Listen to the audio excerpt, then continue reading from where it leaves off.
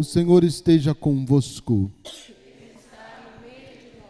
Anúncio da boa nova de nosso Senhor Jesus Cristo, segundo Mateus. Glória a vós, Senhor. Naquele tempo, Jesus foi à região de Cesareia de Filipe e ali perguntou aos seus discípulos: quem dizem os homens ser o Filho do Homem? Eles responderam: alguns dizem que é João Batista, outros que é Elias, outros ainda que é Jeremias ou alguns dos profetas. Então Jesus lhes perguntou: e vós, quem dizeis que eu sou? Simão Pedro respondeu: tu és o Messias, o Filho do Deus vivo. Respondendo Jesus lhe disse: feliz és tu, Simão, filho de Jonas, porque não foi um ser humano que te revelou isso, mas meu Pai que está no céu. Por isso eu te digo que tu és Pedro, e sobre esta pedra construirei a minha igreja. E o poder do inferno nunca poderá vencê-la. Eu te darei as chaves do reino dos céus. Tudo que tu ligares na terra será desligado nos céus. Tudo que tu desligares na terra será desligado nos céus. Palavra da salvação. Que as palavras do Santo Evangelho perdoem os nossos pecados. Podem sentar-se um pouquinho.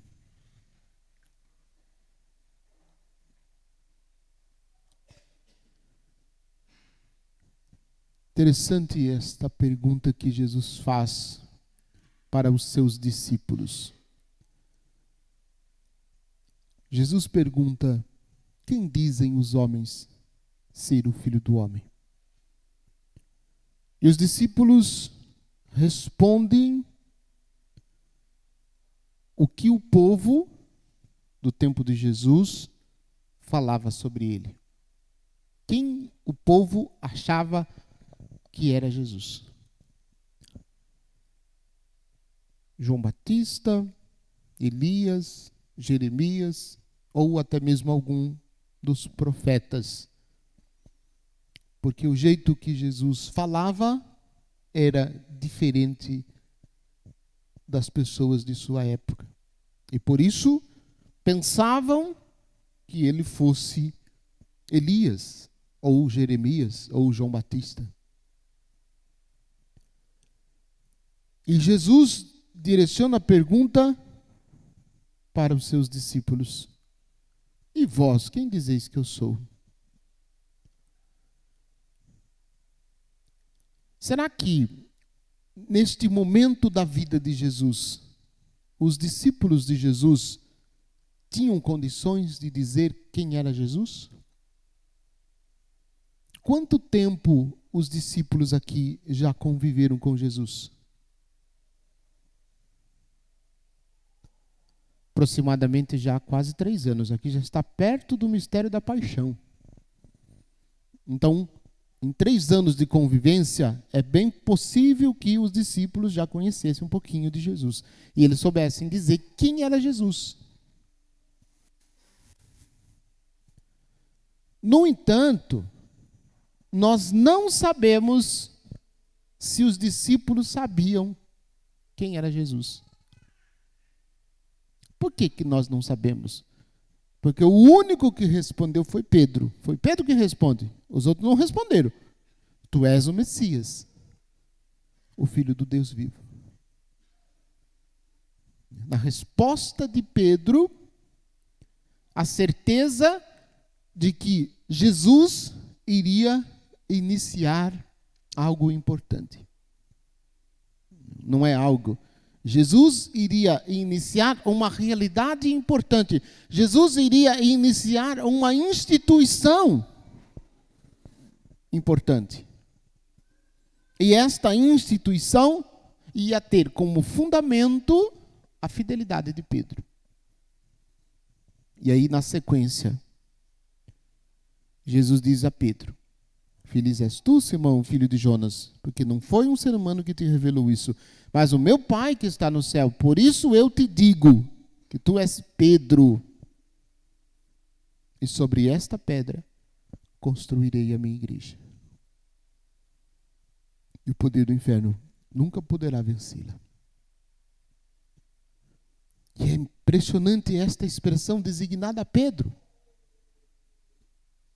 Se Pedro é pedra, quem Jesus está fazendo pedra é Simão. Simão é areia movediça, terreno arenoso, sem firmeza. Simão é assim. E Jesus está dizendo que Simão agora passa a ser pedra, e não simplesmente pedra como um apelido. Pedra porque sobre o fundamento de Pedro, a igreja de Jesus será constituída. Sim, a igreja de Jesus será constituída a partir do fundamento de Pedro. Eu te digo que tu és pedra, e sobre esta pedra construirei a minha igreja.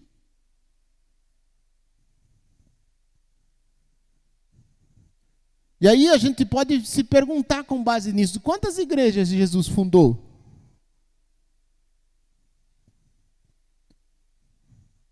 Quantas igrejas Jesus fundou? Uma só.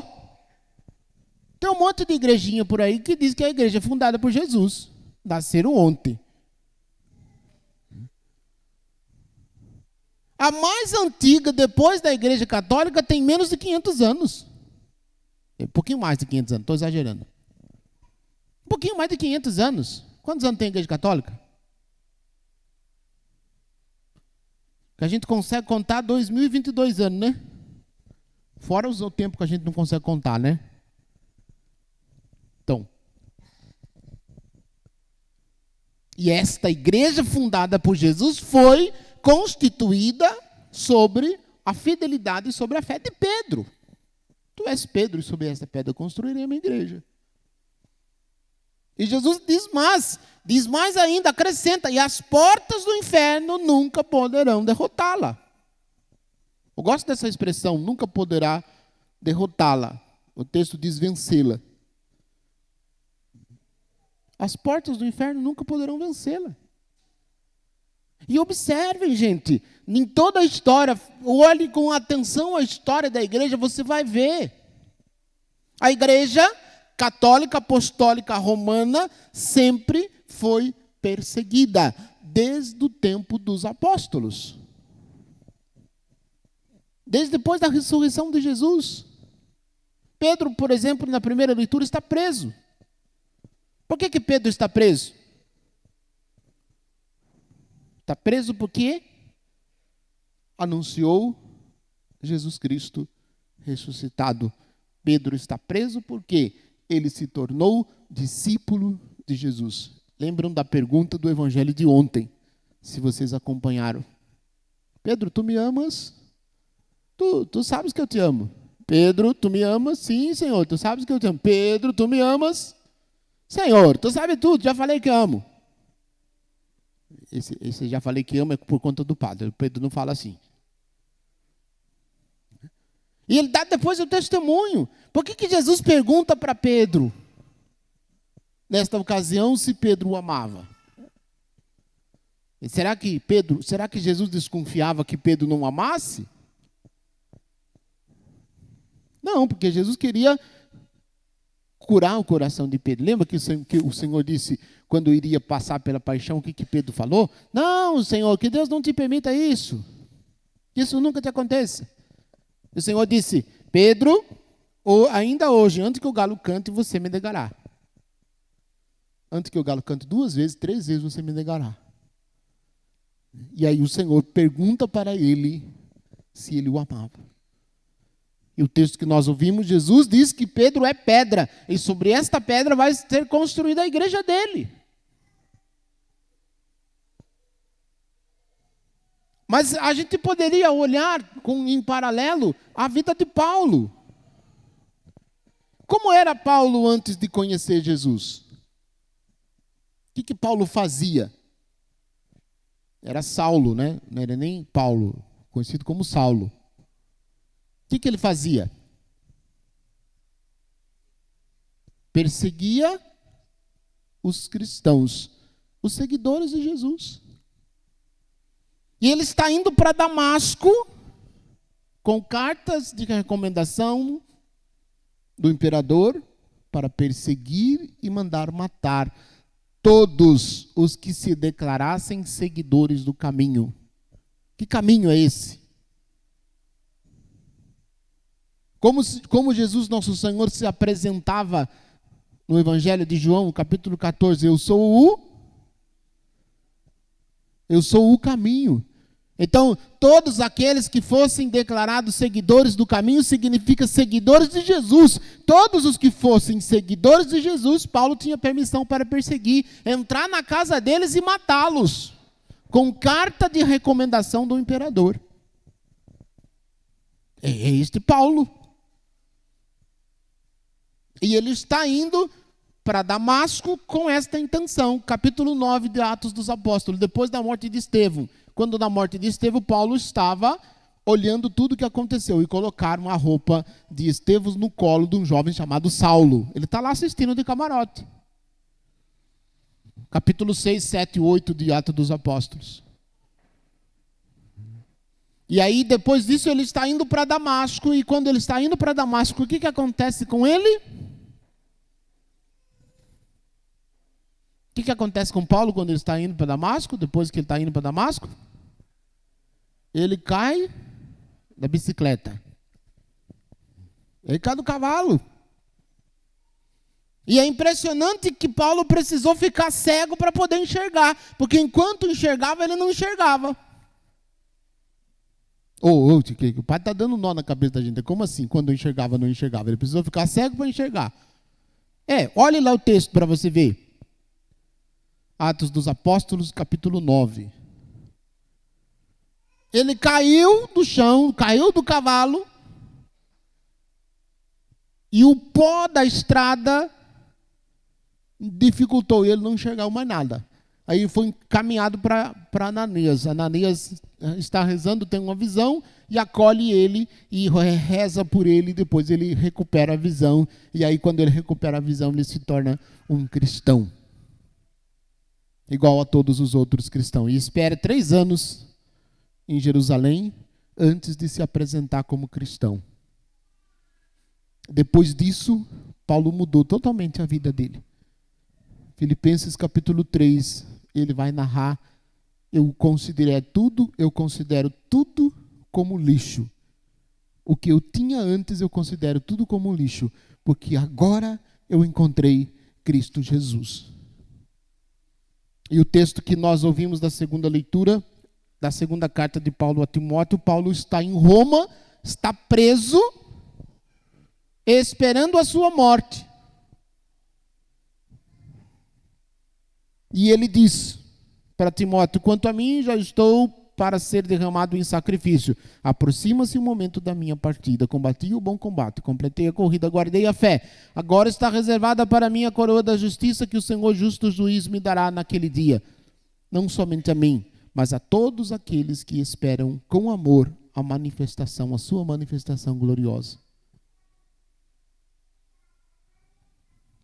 Notem que isso que Paulo está dizendo é pouco tempo depois da morte de Pedro. Pedro, aqui neste texto que Paulo escreve para Timóteo, já tinha morrido. E como é que Pedro morreu? Você sabe? Pulou da bicicleta e se jogou no poste? Não. Foi assim. Caiu do cavalo? Não. Caiu do cavalo foi Paulo. Pedro não. Pedro morreu crucificado de cabeça para baixo. Crucificado de cabeça para baixo. E por quê? Porque ele dizia que não era digno de morrer igual Jesus. Morreu crucificado de cabeça para baixo. Se você tivesse que escolher, o que você escolheria? Morrer na cruz, de cabeça para cima, ou morrer na cruz, de cabeça para baixo? Você escolheria o quê? E eu, se eu pudesse fugir, eu fugia das duas. Nenhuma e nem outra.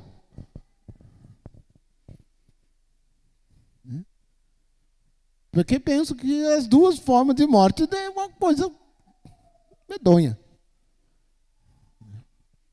E assim Pedro morreu, de cabeça para baixo, crucificado de cabeça para baixo, derramando o seu sangue para testemunhar a fé em Jesus. Jesus que disse para ele que sobre ele construiria a sua igreja. E Paulo morreu de que jeito? Decapitado. Cortaram a cabeça dele com uma espada. Por isso a imagem de São Pedro e São Paulo é marcada com a espada. Porque com aquela espada, ele derramou o sangue, dando a vida dele. Dando a vida dele. Alguns meses depois da morte de Pedro.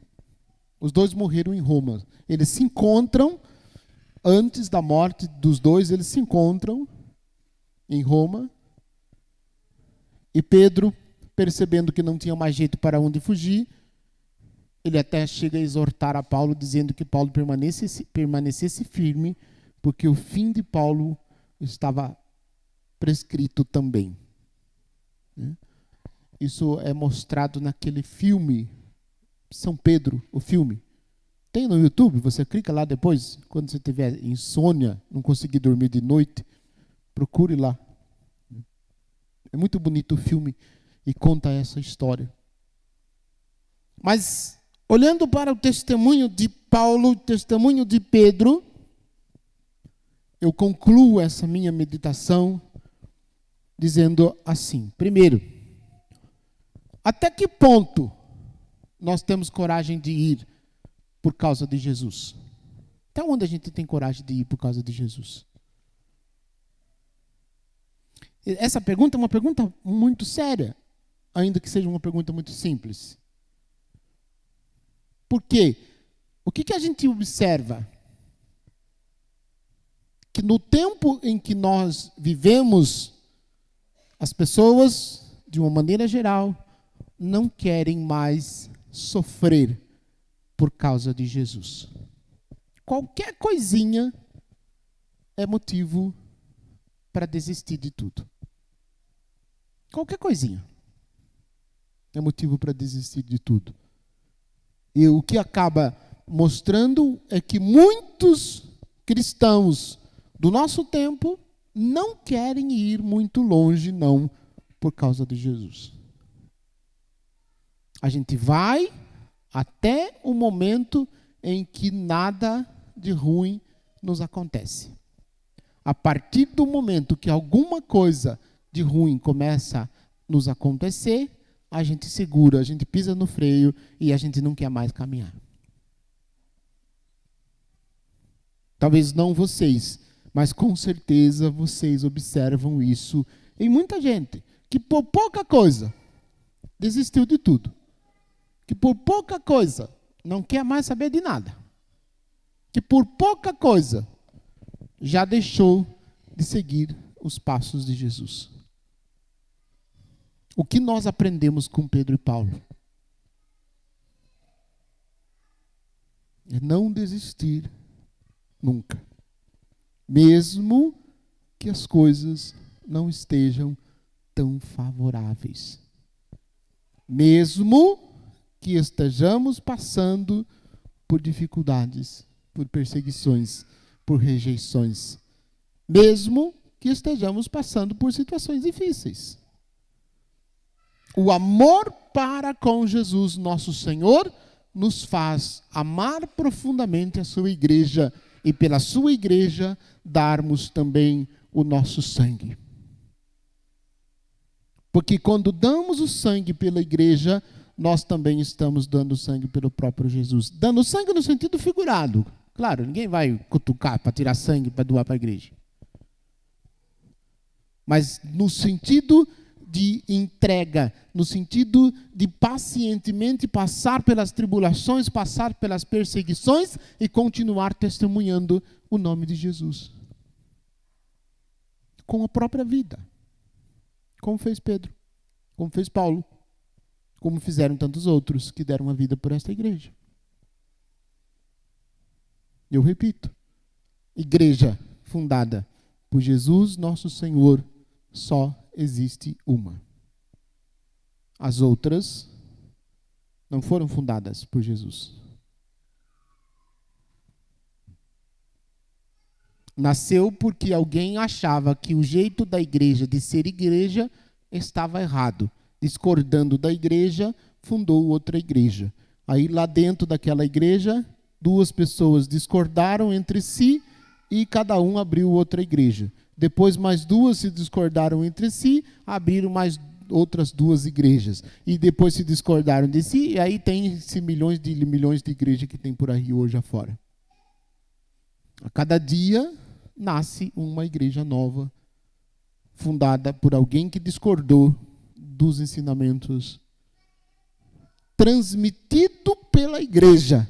Discordou e aí não quer mais saber, e aí vai ali e funda outra igreja. Arruma 2 ou 3 e vai lá com uma conversa afiada, e daqui a pouco está outra igreja fundada lá. E assim vai ser. Mas todas essas igrejas são, vou usar uma palavra aqui, fake news.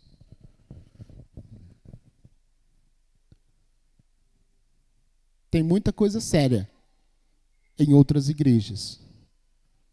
Tem muita coisa boa, mas não tem o que tem na Igreja Católica. Que na Igreja Católica, só a Igreja Católica tem. Um monte de coisa, não vou nem citar, mas tem um monte de realidades. E aí, diante disso, nosso Senhor nos faz a seguinte pergunta: a quem nós seguimos? Por quem nós temos coragem de dar a nossa vida? É isso que a gente tem que responder. É em nome disso que nós seguimos os passos de Jesus. Que o Senhor, na sua bondade, nos sustente, aumente em nós o amor para com a sua igreja. E se preciso for, que a gente defenda a igreja de Jesus Cristo com coragem, com ousadia, com destemor. Muitas vezes acontece o contrário. A gente colabora com aqueles que falam mal, que fazem calúnia sobre a igreja ou até mesmo sobre os escolhidos de Jesus, os seus representantes. Às vezes, a gente escuta, em vez da gente ficar quieto e rezar, a gente começa a acrescentar comentários difamando, destruindo, caluniando a igreja e também os seus ministros. E nós batemos no peito com convicção e repetimos que nós seguimos Jesus.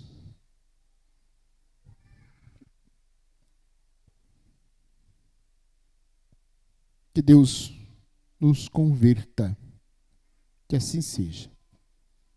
Pequeno instante de silêncio por você rezar.